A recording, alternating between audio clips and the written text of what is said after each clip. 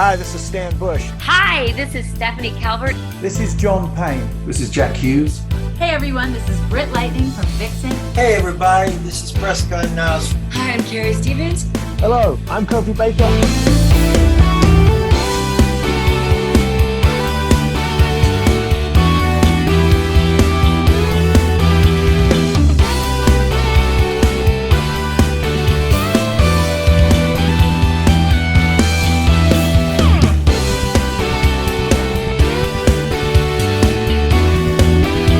Listening to Play That Rock and Roll.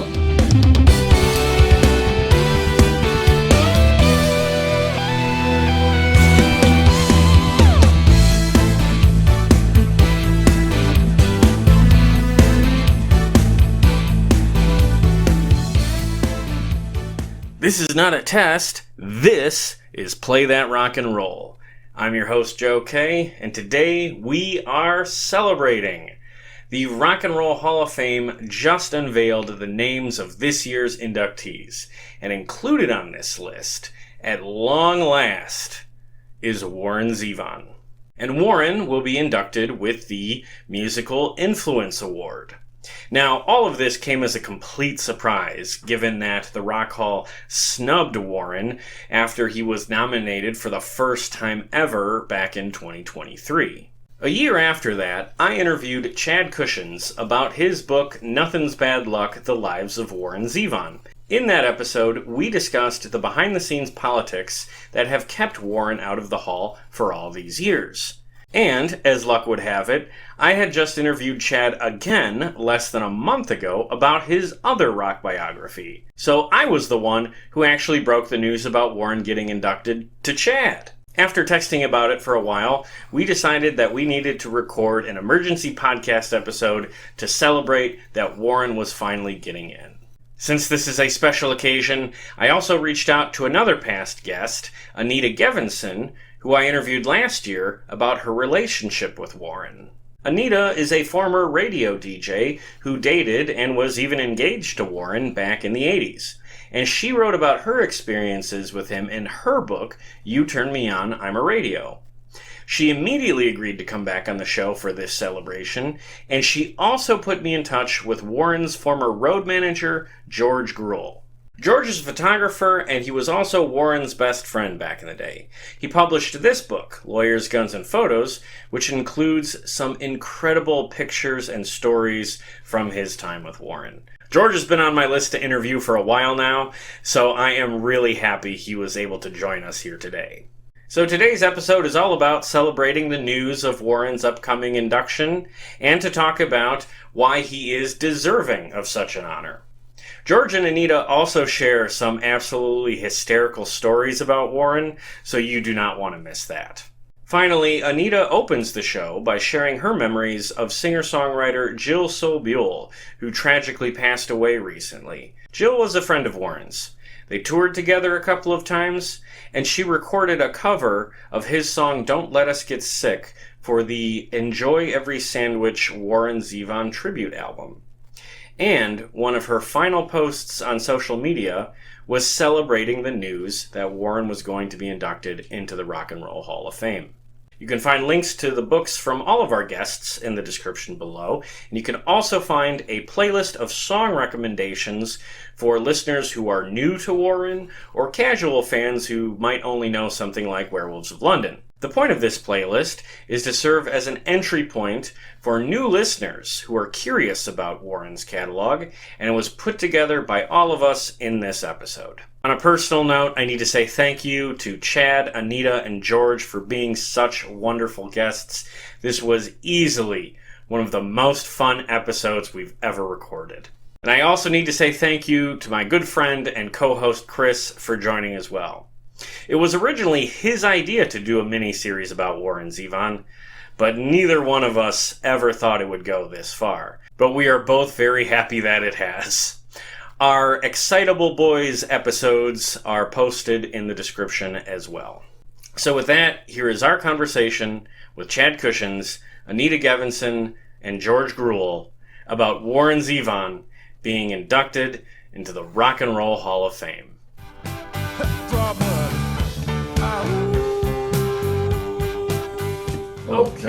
Glad I timed the acid. Yes. I miss George. All right. We have full team coverage today to celebrate a very special event. For those tuning in, I'm going to do a quick introduction of everybody here, and then we will cover what we are here to celebrate. So, first up, our first ever third-time guest on this show, author Chad Kushins, who was here just a couple of weeks ago, actually. Yay. Who, of course, wrote the Nothing's Bad Luck biography. Chad, good to see you. How you doing today? I am doing great. Thank you for having me again. This is such a wonderful, auspicious occasion. I'm so happy to be here to celebrate with you and your esteemed panel especially. I am so happy for Warren Zevon Day, as we can call it. And I am so excited to hear even more stories from your other two guests who seem to never run out of any. So I'm going to be doing a lot of listening for this hour as well. Yes, absolutely. Okay, next up, my good buddy Chris, who was my co-pilot for our early episodes about Warren Zevon that really kick-started really all the coverage we do on this channel about him. And, of course, he was on the interview we did with Chad earlier. Chris, good to see you again. How are you doing today? I'm doing okay. How are you, Joe? Awesome. I'm doing well. Like Chad said, it's Warren Zevon Day, so happy you're here. Next up, we have another returning guest to the show who was on last year to talk about her book, You Turned Me On, I'm a Radio, My Wild Rock and Roll Life. Anita Gevinson, who was very close with Warren back in the 80s, came here, told some great stories. Anita, it is so good to see you again. How are you doing? I'm doing good. Thank you for doing this, putting this together with some of my favorite guys, and George, who you're about to introduce, who did the cover of my book, and couldn't have done the book without him. And yeah, George and I had some wonderful, wonderful times on the road with Warren in the best of times, I think. So thanks for doing this. Well, thank you for joining. And yes, our last guest who did the cover, I guess, for all Both three of of us. these books. Yeah. Who just sent me his book, Lawyers, Guns, and Photos. Warren's best friend, road manager, man of a thousand stories. It is so awesome that we have George Gruel on today. George, thank you for coming on and welcome. How are you doing? Woo! My pleasure. All right. Let's rock. Let us rock. Okay, so we're going to start off, unfortunately, on a bit of a sad note because someone in the Zevon Extended Universe sadly passed away just, I think, yesterday. Jill Sobule, who toured with Warren in the late 90s and 2000, recorded a cover of Don't Let Us Don't Let Us Get Sick on the Enjoy Every Sandwich tribute album. Beautiful singer-songwriter, sadly passed away. So Anita, you posted a wonderful picture of you and her yesterday. Could you tell us a little bit about her? Yeah, sure. I'm still in shock. Jill died in a house fire. She was 66 years old. She was on her way back home to Colorado to perform. And I first met Jill. I was thinking back, and I think it had to be 1989. A friend of mine took me to a rehearsal of Wendy and Lisa, who were out post-Prince years. And they were rehearsing for a show at the Roxy. And I walked into the rehearsal and I met Jill. And then a couple years later, I had no job. I was in LA, and a friend of mine worked for Bill Siddons, who used to manage the Doors and Crosby, Stills, Young but not Nash, or no, Crosby, Stills, Nash but not Stills, whatever. And he was managing Jill. And my friend asked Bill if I could come over and answer phones and use the fax machine. And Bill said, as long as she doesn't cost me any money. So I went over and I was doing that, and Jill came into town, and I drove her around to her errands and what she had to do. We got to know each other. And Jill didn't know Warren then, but she was about to meet him, which is so ironic because when she met Warren, I wasn't hanging out with Warren. So she met us both, but in different ways. And I think I can speak for Warren about Jill, the way she was, just the most driven, honest, talented, songwriter, reactionary. Just she was a activist. She was funny like Warren was funny. You know, not the typical jokes, but just a lot of irony in her music. And she adored Warren. She tells a story that she was a little intimidated when I think it was Danny Goldberg put her on the tour with Warren as his opening act. So she decided the best way to deal with it was just to stay out of his way. And about 3 or 4 shows into the tour, he knocked on her dressing room door and he said, "Why won't you speak to me? Why are you hiding from me?" And she said, "Well, because you're Warren Zevon and I'm afraid of you." And he said, "You don't have to be afraid of me. Let's hang out." And then they started hanging out, and he would come up on the encore for her set without her even asking. I mean, an opening act doing this for, Warren doing this for his opening act, and he would come out and they would sing Jackson.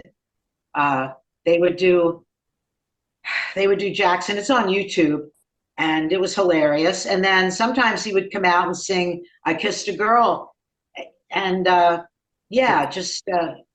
they just had a wonderful, magical relationship. And then I saw her again, I don't know, about 7 years ago. And I saw her in New York and also in Philly.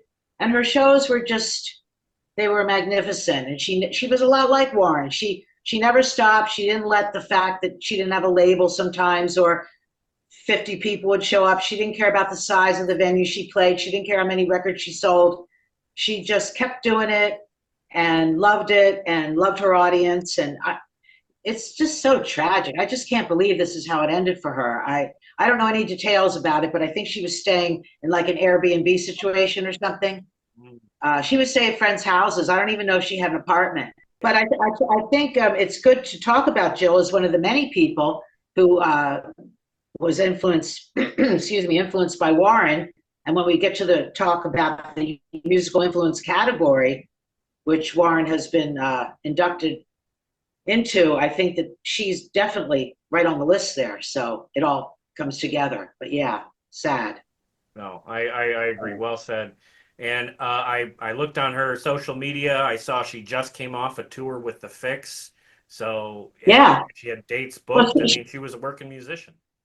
Her last post, I believe, one of her last Twitter posts was acknowledging Warren's induction and saying how much she loved him and saying he was her mentor. And then I replied, "Love you, Jill." And that was it. That was Monday. Thank you very much for sharing that. I wasn't terribly familiar with her work, but been listening to some of her music, and more to the point, I've been reading some of the old reviews of their shows that they did together. Surprisingly, a lot of them online, and they're all positive. It seems that people liked the contrast, but also both artists were very heartfelt. So yeah, I bet that was a great double bill. Yeah, you ought to take some time. Everybody should take some time and listen to some of her songs. She wrote the original "I Kissed a Girl," right. And Mexican Wrestler, and there's just so many great songs. So yeah, you got to familiarize yourself with it. And that getting back to Warren, this induction and this ceremony is going to open up a whole new bunch of people's ears to his music, I think. Yeah, 100%. I hope. And some of them will find her cover of "Don't Let Us Get Sick," which I think is quite beautiful. So thank you for sharing that. We're now going to pivot to why we're here. I just wanted to celebrate Jill for a moment because we're all still kind of reacting to that news.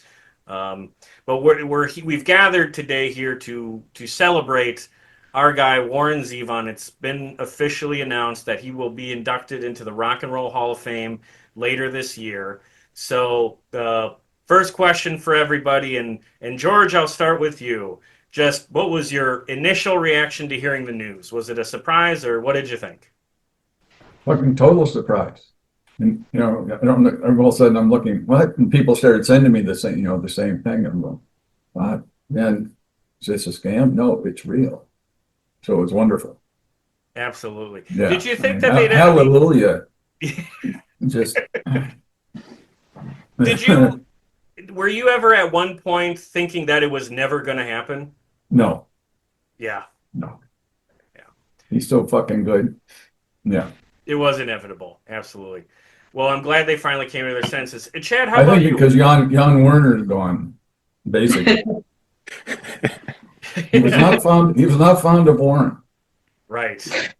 We got to dive into that in a second. Let's put a pin in the Jan Werner thing because that's important. Chad, how about you? What was your first reaction to hearing the news? You blindsided me with the news. I was shocked, and I was overjoyed when you told me, but I will admit, George may have had more faith in me. I didn't think that this was necessarily going to happen because the nomination, I thought, how long is it going to take for him to get another one? Have to a certain number of years for his name to come up. But I was a little bit hopeful because George just nailed it. As soon as Jan Wenner was out of the picture, the probability of Warren somehow getting that recognition did go up leaps and bounds. And what has it been, 1 year? Yeah. Right, he had nothing to do with it whatsoever. The first year he's gone, Warren's like immediately in.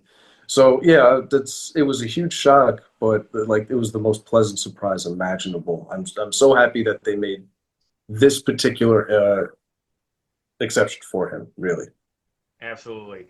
Anita, how about you? Where did you think that this might be possible, or were you not feeling great based on them snubbing him a year or two ago?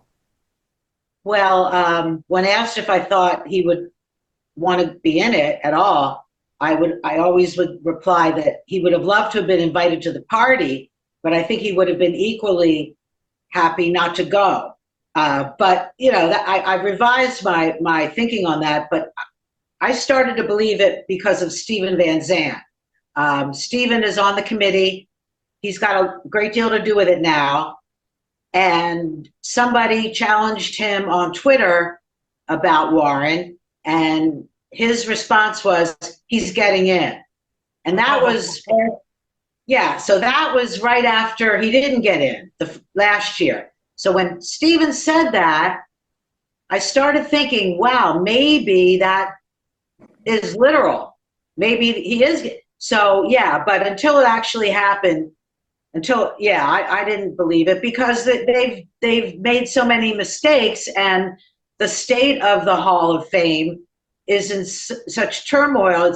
It's so flawed because of Jan Wenner's massive ego. He practically destroyed it, and he sent it in a direction where nobody's going to be happy now, because he turned what should have been, in my opinion, an inclusive celebration of all things music. And why if it's going to be the Rock and Roll Hall of Fame, I think you need to stick to rock and roll. You don't have the Baseball Hall of Fame and talk about football, even though that's another great sport. So if you're going to make it the Rock and Roll Hall of Fame, I think somebody has to define the genre and somebody has to do it. But why do that? Why not just have a music Hall of Fame and make it incredibly inclusive and informative and validating to just about anybody who decided to share their music and their art with the world? And that would have been, in my opinion, a lot more of a joyous thing. But through all the backstabbing and, there's so many ridiculous people that have gotten in twice and so many people that haven't gotten in at all. So I think it's starting to maybe heal itself a little bit. Yeah. Well, to your point, I was just at the Country Music Hall of Fame in Nashville, and you don't get, anybody inducted there that isn't clearly country music. So it's in stark contrast to the Rock Hall. Chad, I want to turn back to you here because we mentioned him now a couple of times, Jan Werner. For those who are watching who are not familiar with who that is, and I know we talked about this the first time you were here, can you give us an abbreviated rundown of who he is and why he was probably the primary force keeping Warren out of the Hall of Fame all these years? Oh, sure. I mean, I can try and summarize it quickly. Jan Wenner is the co-founder of Rolling Stone magazine, which, at least during Warren's biggest heyday, was the vanguard magazine for pretty much what was cool, hip, acceptable, and saleable in rock music or pop music, pretty much until maybe the mid to late 70s, where they left Los Angeles for New York and took on more of a movie and pop culture vanguard with it. Jan Wenner, as editor-in-chief, has always been incredibly controversial for his decisions and his either blatant erasure or inadvertent overlooking of all different types of diversity within music. It came to a head, how was it, 2 years ago with his book, The Masters? Oh, yeah. Oh, that was, I'll be very honest. I'm not trying to ruffle too many feathers, but I was offended by it, to be honest with you, because Anita, I know she and I share this huge love early rock and roll. It's all Black musicians. We're huge jazz fans. So it was very blatant to see that. But Jan Wenner's done a whole bunch of dubious things to a bunch of my heroes, from cutting off Hunter Thompson's life insurance when he's in Vietnam to, I believe, having Warren pretty much blackballed from the Hall of Fame up until this week. They had personal problems with each other. The big one, if I had to summarize it quickly, and George can fill in a lot of gaps here. George probably heard Warren ranting about these things at home. But there were a few strikes where Jan Wenner had witnessed Warren during his less than sober days and had banned him from that magazine. He had personal problems with him. But when I say personal, it wasn't just because of Warren's behavior. Jan Wenner is noted for having some vendettas. In the 1980s, he did admit to one of Warren's exes, Merle Ginsberg, that Warren will never be in this magazine again. And he held that promise until Warren, his cancer announcement. Oh. And Wenner was one of the founders of the Rock and Roll Hall of Fame. So it transposed, that banning transposed from one entity to the other. So now that he's out of there, like I said, 1 year later, so another person that deserves to be there is going in. Excellent. Yeah. It was welcome news when I saw that he was moving on. George, kind of piggybacking off of what Chad said, back in the day with Warren, obviously we know what Jan had to say about Warren. What were your conversations with Warren about when it comes to Jan? What did you guys think of Jan back in the day? Back then, it seemed pretty smooth. I didn't. Oh, Anita, was he in Philly? He hung out with him. Yeah, I don't think Warren saw it as person. I think it was more about Paul Nelson, maybe. That makes sense. I think when Paul Nelson wrote the article about him, and I think that maybe Jan had a problem with that more than Warren himself. And then when he did get on the cover, which was right before or as I was meeting him, I know he enjoyed it immensely. He loved being on the cover of Rolling Stone. It was just, we had Annie Leibovitz come stay with us 3 days to do the photo shoot. That one, was your hand one of the hands? Hey, I'm one of the guys pulling his arm. That was her idea. Yeah. Oh, She's up on this fucking ladder looking down, and we're just. Whose idea was that picture? Yeah, George, I don't know this story. That was Annie. That was Annie Leibovitz. She enjoyed partying. Oh yeah. Oh yeah. She's a great story. She was very enjoyable. Yeah, she is a great story, great life. I hope there's a biography out there, or Chad, you should write it. Because but no, I don't remember that. He had a little issue with Random Notes because the song "Trouble Waiting to Happen." So J.D. Souther was visiting, trying to help Warren write, and they were having a good old time. Of course, there wasn't a whole lot of writing being done, but I can remember hearing them sing Sir Douglas Quintet, "She's About a Mover," for at least 5 or 6 hours in a row, until it drove me insane. But when they did get down to writing, Trouble Waiting to Happen happened because I came home from work, picked up the mail, handed the Rolling Stone magazine to Warren. He opened it up, and in random notes, it said that he'd been dropped from his record label. And that's how he found out. So the original first line to Trouble Waiting to Happen was, girlfriend brought me the Rolling Stone, but then he changed it to mailman. But so he had a little problem with that. And I'm sure as any artist of that time, you would read about other people and, maybe with a little jealousy, because it was the Bible for rock and roll, It was the hip, cool thing. They wrote that song about it. Yeah. Being on the cover of the Rolling Stone. But Jan Wenner personally, I don't think people saw him for who he really was. He was very good at hiding everything about himself, even to his wife, about his own sexuality. So if his wife didn't catch on, I don't see how Warren would have either.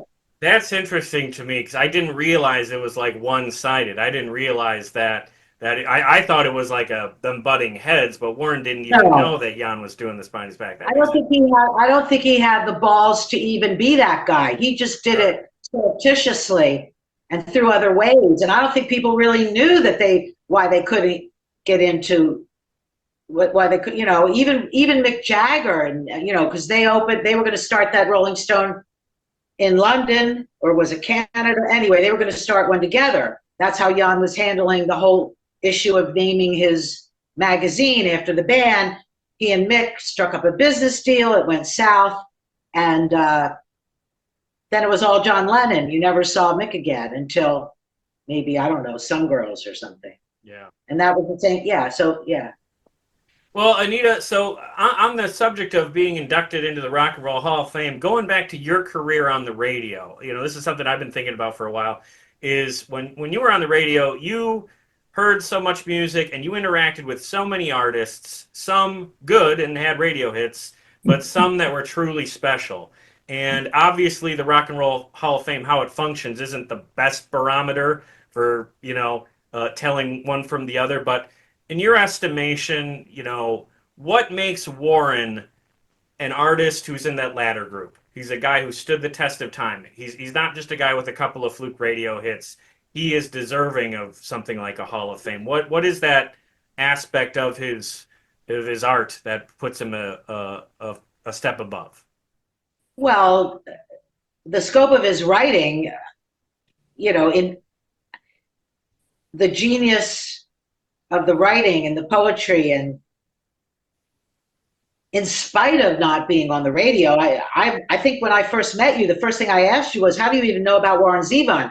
And when I looked online during the campaign to get him into the Rock Hall last year, I was amazed at his fans that maybe were 10 years old when he died. And I know they didn't hear his music on the radio, right? Because I couldn't play it. Maybe I could play one song in the middle of the night, you could hear it, but he was not played on the radio. And by the way, he never gave me shit for that. He never gave anybody shit for that. He didn't have any problem about that. If he did, he just accepted it like he accepted everything else. And here I was going to work every day, playing such lesser music.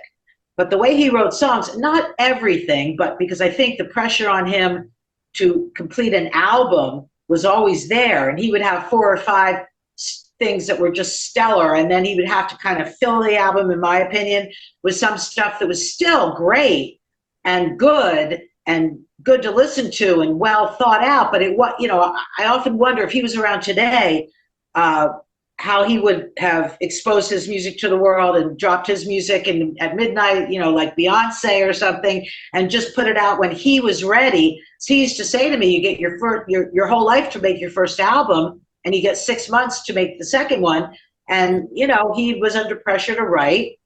And, but getting back to your question, it's just, you hear those songs and the way he puts them together, and you never hear any, except for Dylan maybe, and very, very few artists. I can't even think today of another artist who's writing that way.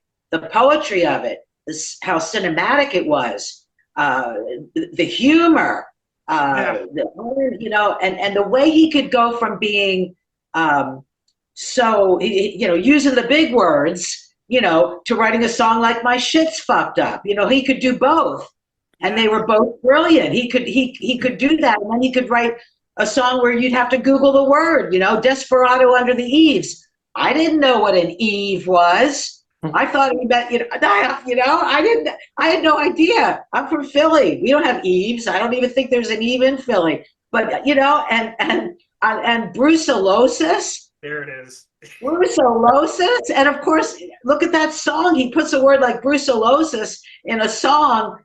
Grandpa pissed his pants again. He don't give a damn. I mean, and it's a brilliant takeoff on Leonard Skinner and on top of everything. And it rocks. Yeah. And you can dance to it. So, yeah, I mean, he would create music on his little 4-track and his little thing. And then he could get anybody to. There's a YouTube video out now where Neil Young and Warren sing Splendid Isolation. And about 3/4 of the way through it, Neil reaches out and puts his hand on Warren's shoulder, and they look at each other, and oh my God. And you could see the respect for writing a song like Splendid Isolation, which I think I inspired, by the way. Oh, okay. He wrote that right after we broke up, but it didn't appear till later. But, I was just always thankful he didn't write the song, Bitch Left Me in Rehab, But instead, he wrote Splendid Isolation, where he was done. And I think I inspired that feeling, not for long, but for at least, but yeah. So, yeah, I don't know if that answers your question, but just look at his songs. How many albums? 13 albums? And I don't know how many co-writes are there. Very, very few. Right. And the ones that are co-written, I think he's being kind. It was like, well, they came by the studio, they did a few backup vocals, I'm going to make them co-write, excluding Werewolves of London, of course. But, in the other, when he gave the Mitch Albon or whoever he gave the co-writes to, George, he really wrote it. Did George get any co-writes? No, but I would come up with words like in Grandpa Pissed His Pants Again. There ain't much to country living. Warren goes, sweat, piss. I said, jizz. And he just went, yes. And then when Jeannie, he needed a word for, and I came up with lawman. Jeannie was a lawman. I didn't get credit and I didn't care. One of my all-time favorites is Jesus Mentioned. Yes. We laughed our ass off while I was writing that. Can't you just imagine digging up the king and begging him to sing? Yeah. And he went walking on the water. Yeah, I mean, no, it's brilliant. With his pills, Yeah, with his pills. Because Jesus, Elvis, the whole thing. No, it really. There's so many good laughs in his songs, and yet they're so moving. And I know we're going to talk about the influence because of the musical influence category. Because he is being honored with the Musical Influence Award. And if you read the list, I know his son Jordan put the list of people who have previously won this award. And this is not like an afterthought award. Forget about that. This is major. Yeah. This is beyond. Not only are they honoring you for your music, but as an influencer, forget the common day use of the word influencer, okay? And think about the old time influencers, like how jazz influenced rock and then rock influenced punk. And speaking of punk, I really think you have to consider Warren punk. I do. Stand in the fire. Right? Think about it. Yep. No, I think that's right. And I think your commentary about how he could be so funny, yet also so heartfelt is something truly rare in rock and roll. It's either one or the other. And yeah, he was A+ on all fronts. So now I'm going to pivot to Chris because Chris has a couple of questions for you all. So Chris, I'll let you go ahead. Thanks. Yeah, so the first one for Anita, and you touched on it a little bit, but I was just wondering, having known Warren as well as you did, was he somebody who would have appreciated this acknowledgement? And I mean that in the sense that there are a lot of artists who are kind of ambivalent about the honor. maybe even had a negative experience. So how do you think Warren would have felt about the acknowledgement? Had he lived and he was at this point in his life, and let's say he'd beaten the cancer, definitely. Definitely. 'Cause he did change after that, and people do change. Maybe back in the day, like I said before, my first thought was thinking about him the way he used to be. And it would be like, yeah, I'm going to whine till I get in, and then I'm going to, just fuck it and not go. That would have been more of it. Because he used to do things that I definitely questioned his sanity. Like he would stay in his dressing room, and George can attest to this. He would stay in his dressing room 10, 15, maybe 20 minutes after he was supposed to have been out on stage until he could hear the audience getting angry. And then, and only then, would he, sneer or something, all right, now I'm ready. And he'd get out there, and his whole mindset was to, win them back or feed it, and I'd be like, that is like the opposite of what I would think that any performer who definitely he had butterfly, he had a little stage fright.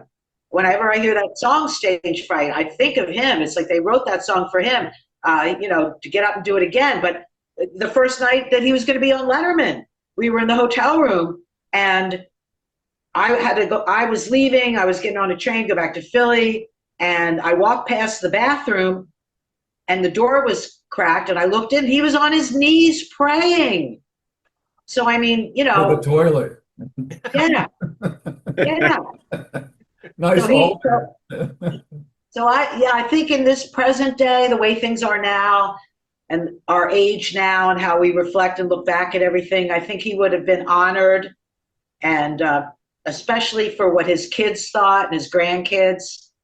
He would have loved it. Yeah. He would have loved it. I was going to ask you the same question, George, Yeah. and it sounds like you're He can go, what the hell? Sure, why not? George, did you ever have to drag Warren on stage to get him to play?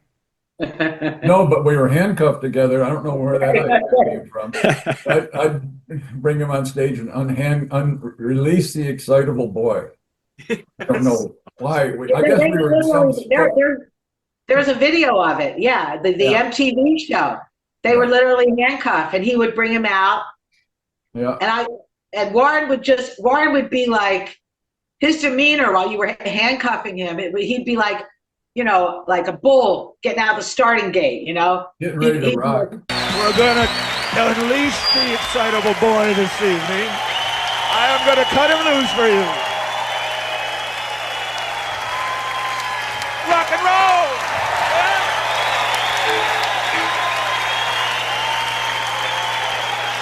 Warren did a solo tour. It's Anita, me, and Warren in a fucking station wagon touring the country. Oh my God. That was it. Yeah. I mean, we had no band. We had no sound people. We had no, and George, it got even worse for me because after you were like, you threw in the towel, you had like, I get it. You had to. But then the European tour. Oh, yeah. First of all, so we get a new guy, doesn't know anything about what's going on. And I don't say anything. And I'm thinking, oh, this poor guy, so he comes to Philly, he takes us over to Europe. And by the time we got halfway through, he had quit. So then it was just me and Warren, and I'm backstage with the electronic guitar tuning thing and trying to do, it got like that. Wow. When you had no band. But then there's something about it made it even more fun, Of course, it was fun in the bus when you were driving the bus and we had the band that was the cover band, Z Deluxe. Yeah. I mean, isn't that a true story that somebody found them in San Diego? I found them in a bar in Pasadena. There you go. Yeah. And they were playing Zevon songs. And the band before that, his 1980 band, the one that did Stand in the Fire, was a band called Boulder from Boulder. But a lot of their album had Zevon songs on it. So a friend of mine was A&R at A&R or at Electra at the time. I said, hook us up. And so Warren and I went to the bar and saw these guys playing, and it was amazing. That is awesome, because one of the guys in Boulder is Stan Bush. And Yes. Stan Bush was a guest on this show a couple of years ago, but it was it was during my first year, so I didn't ask him any Warren Zevon questions. I emailed him a couple of years ago, but he didn't get back to me. But yeah, that's an amazing connection. I always loved that about Warren because I felt it was very Chuck Berry, you know, and I also felt like Warren was interested as he was interesting, in my opinion. He was interested in stuff. He wasn't closed off. He wasn't closed-minded. It's hard to imagine any of his peers doing the kind of music with the kind of people that he did, being influenced by the kind of music and letting it happen automatically.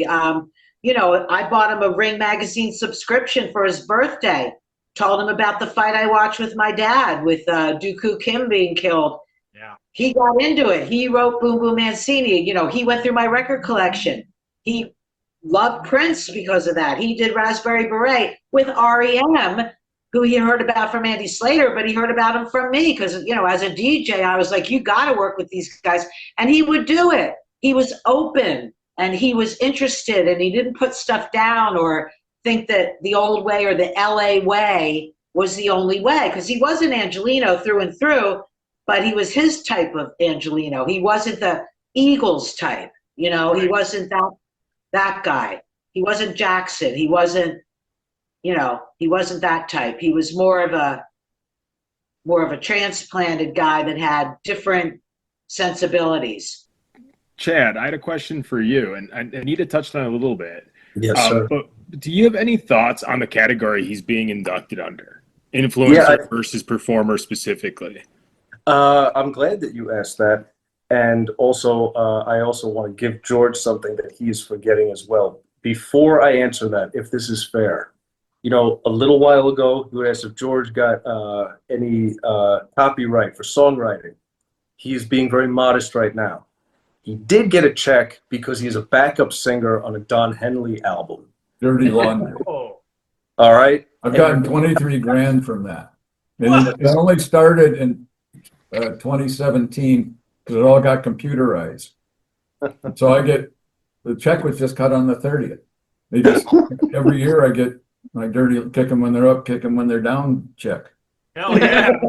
And I didn't expect it. It came out of the blue because he just paid his scale to do that. We were so high. I mean, it was me, Cooch, Timothy Schmidt, and Henley around a microphone. Yeah.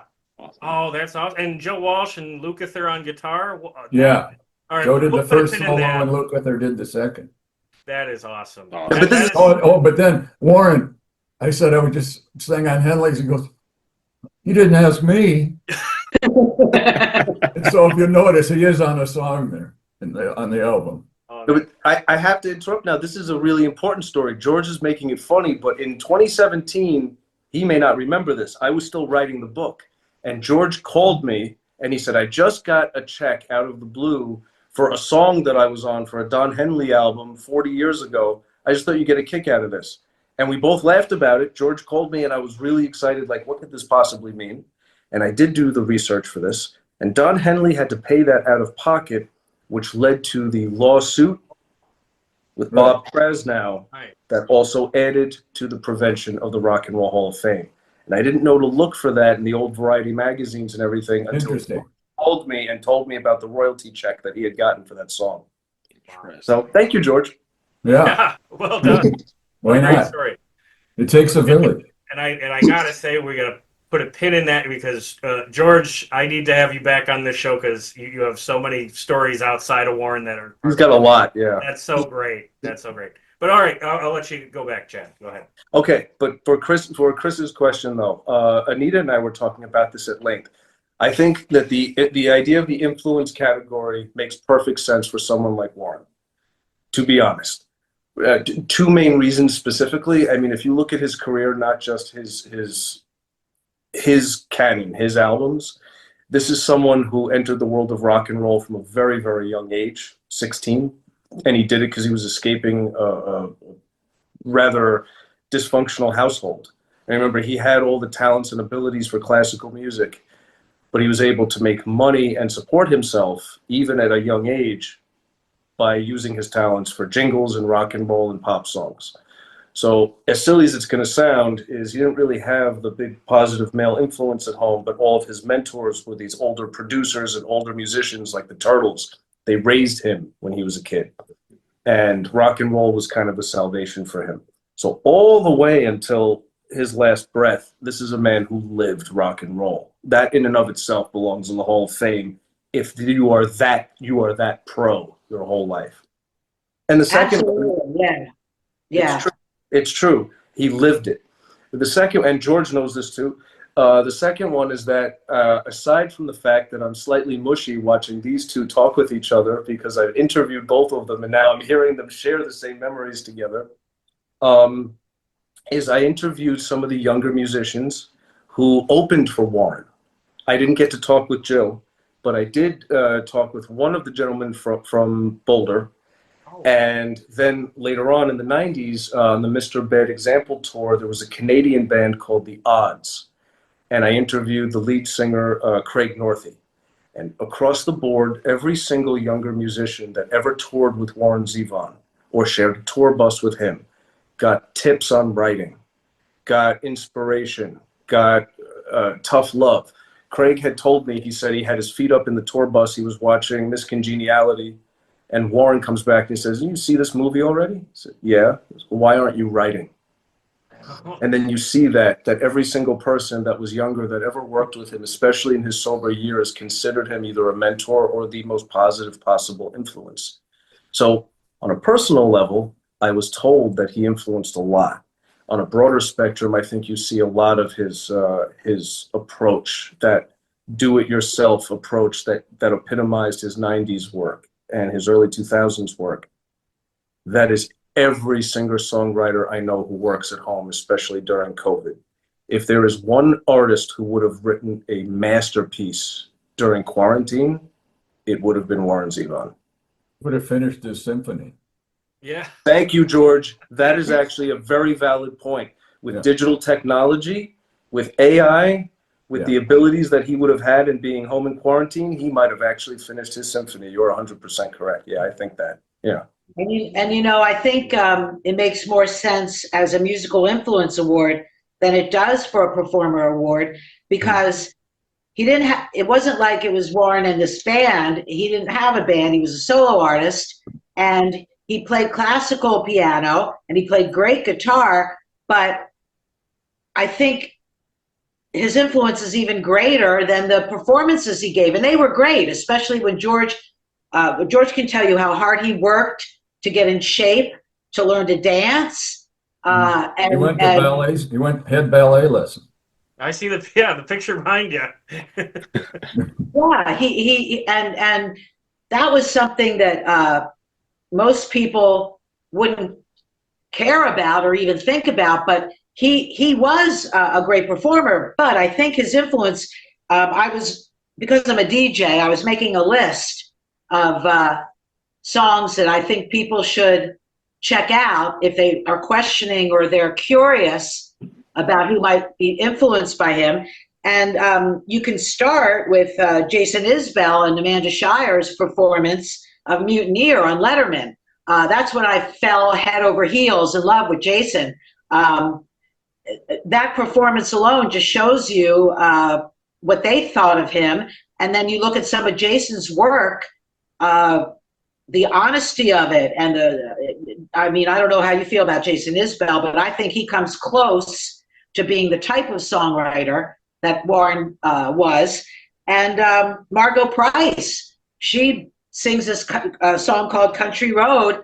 And one of the first lyrics she puts in it is that she was listening to Warren Zevon. And that was a conscious choice for her, obviously. She could have been listening to anybody, you know, but she put that in there, and I tweeted her about that, and she was like, "I love Warren." And I don't even think I don't think they ever met. And then when you look at Dawes, who is Taylor Goldsmith, and you look at that appearance they did on Letterman for Desperados Under the Eaves. That is a masterpiece. And then Taylor teamed up with Brandon Flowers from The Killers for that song Christmas in Los Angeles.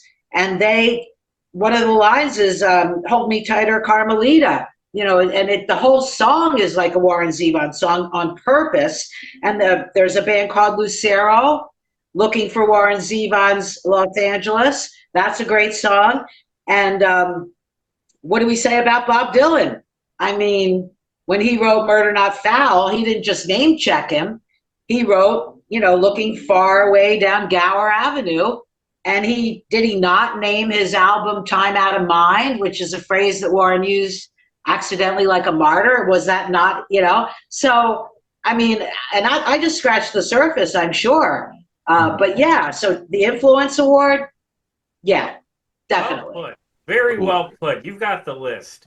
And I think it makes the point that it's not like an asterisk category. I think it's an additional honor in the hall. Yeah. Yeah. It's like a Lifetime Achievement Award at the Oscars. Yeah.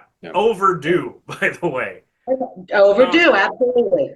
All right. We're getting to the end of our time here. So I have one question. I have one last question, then we're going to do a rapid fire round of some fun ideas, and then we'll get out of here. George, I was going through your book yesterday. I absolutely love it. And I particularly love that there is a photo in there of Warren and Aaron Norris. And for those who have listened to the show, they know that you won't let that go, man. Yeah, you love that story.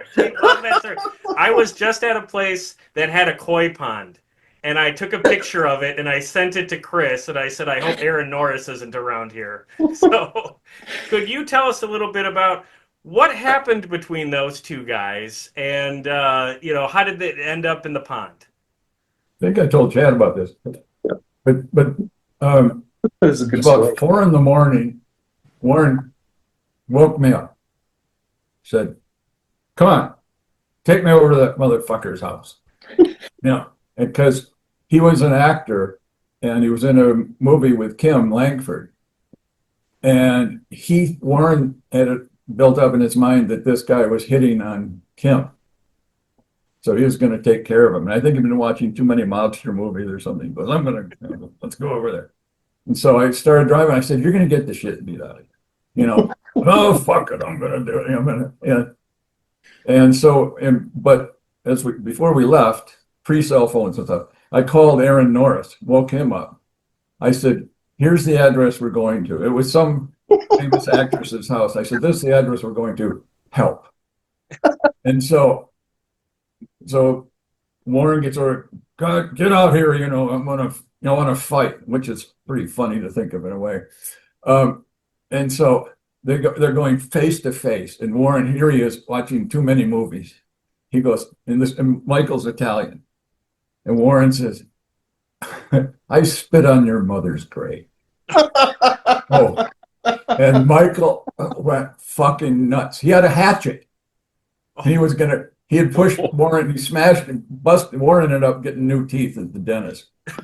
This guy smashed him into the pond and was almost drowning him. And all of a sudden, this yellow Corvette comes drifting sideways and right into the yard. And Aaron jumps out and just broke it up. Awesome. It was fucking insane. Yeah. We have told that story. Oh my God, it is so. Could this be Once Upon a Time in Hollywood Part 2? Yeah. We get Quentin to do like the 80s next. Yes. Yeah. Oh man. And we used to, Kim, I don't know if she sees this or not, doesn't matter. She had a house in the Hollywood Hills too. And we would sit naked in the hot tub eating caviar with our fingers in the Hollywood Hills. It was the most hedonistic period since Rome, I think. Oh my gosh. The record companies, money was just, there was the best drugs, the best everything. Well, my favorite detail about that house, Warren told me, was that you used to put your coffee grinds in a Vuitton, dump them in one of her Vuitton bags. Yeah. Oh. Yeah. She stolen of her bag. Oh, I shouldn't tell this. Yeah. It's too late, Anita. All right. So when he broke up, all right. So Kim came after Crystal and not before me, but before me again. Yeah. And so when we came together that time, he gave me 2 Polaroid pictures of him with Kim. And then, one was of her, topless, and the other one was the 2 of them. And then he gave them to me, and he gave me one of her Vuitton bags, and he was like, "This is so you know it's really over." And I'm like, "Well, you ought to tell her." Anyway, okay. That's for another story, but yeah, Hollywood is the best. Yeah, the wild rock and roll. I love Warren Zevon logic. Yeah. I spit on your mother's grave. Oh, Yeah. Guy exploded. yeah. But isn't he also about 2 feet taller than Warren? Oh yeah, he was big, strapping lad. You know, he was a handsome Hollywood lad. You know, he was 6 feet tall. Just smashed him. Oh, man, that's great. That's why everyone listening needs to get all 3 of these books behind me. Thank you. I was going to say, get George's book. Have these stories, and they all have these stories. And George has got the pictures. Yeah, let's see it. There. The pictures George has are they. I don't know why you've never had. What do they call that? An exhibit. Yeah, I don't know why you haven't done that, George. You have photos that you were in places with people, and you were so close to them personally that they didn't even realize you were there. So you have, in a good way, is what I'm saying. You know, you were just a friend taking pictures, and you have the most wonderful photos of Warren, plus all the other guys. All the other guys. Wonderful fraternity. Yeah, so you should do it. I just saw Sklar last week and Graham Nash. I mean, just everybody. And I saw Peter Asher last night at 80 performing. You serious? Show. Yeah. Cool. Graham Nash is coming to Berlin. Hey, that's better than Falco. Well, and they'll get the same number of people. Right. Yeah. All right. Before we get out of here, let's go. Where's this rapid round that we were going to do? Yeah. Rapid round here. So, first question. All 3 of you, Chad, George, and Anita, will go in that order. Chad first. Who should induct him? Oh my goodness, that's a really, really good question. I know it's going to sound like a very basic one, but I think that they're probably going to go big intentionally. You know that Letterman's going to come out of retirement in some capacity to take part in this. Yeah. Honestly, there are a lot of names that I think are going to get tossed around, but if they're going to go big, I think you're going to see like Eddie Vedder and Springsteen and something like that. I think that you're going to see like a real class act of they're going to get a couple of A-listers to do some big covers. Cool. And Waddy's going to be on that stage. Oh yeah. Yeah, Waddy's going to be lead on probably every song that gets played. As he should be. Yeah. George, if you're picking who should induct him? Waddy. Who's that? Waddy. Oh, Waddy. Sorry, I misheard. Okay, yeah, excellent. I mean, with a Jackson backup. I mean, or you could flip flop the 2 of them. But they were the closest to Warren during the rock and roll Yeah. No, well said. Anita, how about you? If you're in charge, if you're picking who inducts him? Well, I think Letterman should take on the role of what he does best, and then he would introduce Jackson, who would then introduce Waddy. But I'd like to see Jordan Zevon have a moment. Yeah, I want to see Jordan play. That would be great. Yeah. Or say something, because he's inherited the kindness and his. Jordan is real. Warren was real, you know, and he spoke to you and he looked at you and he talked to you.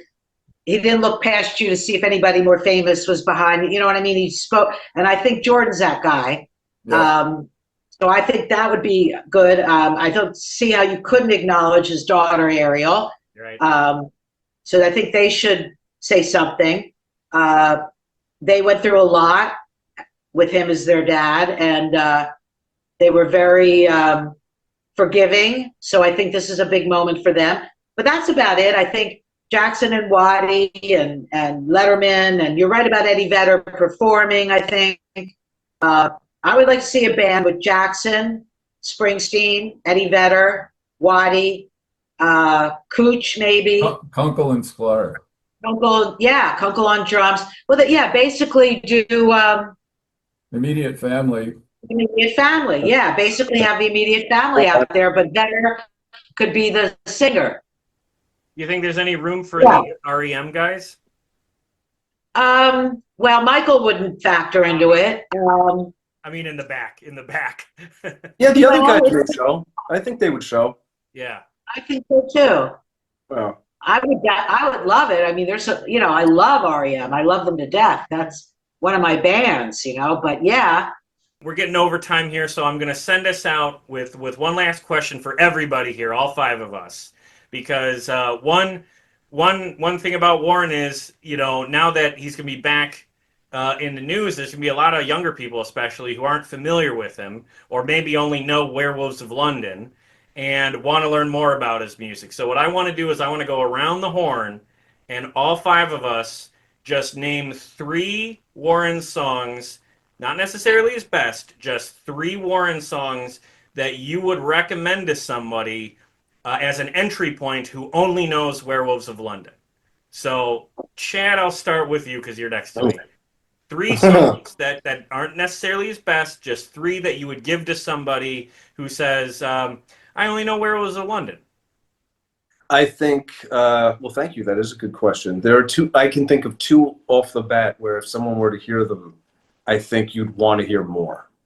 Anybody that I want to turn on to Warren Zevon, I recommend Desperados Under the Eaves, or, and I know that this is all the way at the end of the career, Keep Me in Your Heart, because those are 2 of the most emotional and autobiographical songs of his that I would be able to name immediately. Those hit me the first time I heard them.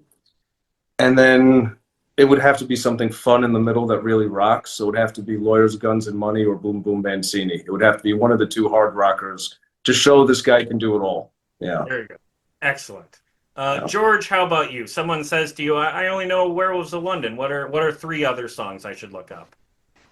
There's a song called The Sin, which co-wrote with Tom McGuane. He actually gave him credit. McGuane came and stayed with us for 3 days and wrote songs. Okay. And it was How You Gonna Pay for the Sin. It was interesting lyrics. That's a good one. And Poor, Poor, Pitiful Me, of course. And I'd give him the old Charlie's Medicine. That's all. That's a it's a masterpiece. Yeah. Charlie used to come up the house. He worked at Schwab's pharmacy, but he was stealing pills out of the place. And he'd show up with this fucking big bag of red pills. And Charlie got his prescription filled because he was squealing on the doctor or something. Oh, good. And his sister called the house and said, Charlie's been killed. Oh, wow. I like that pick. Anita, round us out here. What would be 3 songs that you would recommend? Carmelita. Genius. Okay. Ooh. And Gorilla, You're a Desperado. Let's see, I have to have a couple more. You were on the radio. Give us some more. I'm a recovering DJ. This is very hard for me to limit me. I think I'm going to have to go with Mohammed's Radio and Frank and Jesse. Oh, yeah. That's a good one. All right, Chris, how about you? Do you have any that you'd throw in there? Desperados, for sure. Yeah. Play It All Night Long. Yep. Yeah. George. Jizz. Yep. Oh, wait, that, you know that what? makes the song, frankly, Yes. the jizz. So, Yeah. and then my shit's fucked up. I feel like you Yeah. said the youngsters got to get the kids right. That's Yeah. You know, Can I add French Inhaler? Is it too late? When the lights came up at 2, I got a glimpse of you, and your face looked like something Death brought with him in his suitcase. And how about with these friends of mine in this Hollywood bar when he's just called them? Yeah. Okay. No, I think That's a soundtrack to LA at that time. You're at the bar, that you're looking around the bar when you hear that song. And then the whole thing about Norman Mailer at the end and how I remember I proposed my theory to you, George, and you were like, yeah, I don't know. Well, I was like, well, I thought Tully's Blues, and I thought her name was Marilyn and Marilyn Monroe, and then Stamped and Mailed Her sounded like Norman Mailer, and you were like, yeah, I don't know. You dismissed me. Yeah, exactly. I would say for my picks, Sentimental Hygiene, Splendid Isolation, and Jungle Work. Jungle Work. Jungle Work. Oh my God. Vombo Land. I came up with a Vombo Land also. Oh, okay. All right. This is a lot of good songs. This sounds like somebody that should be in the Rock and Roll Hall of Fame. Yeah. Yes. Well, you know what I'm going to do after this? I'm going to collect all the songs we mentioned.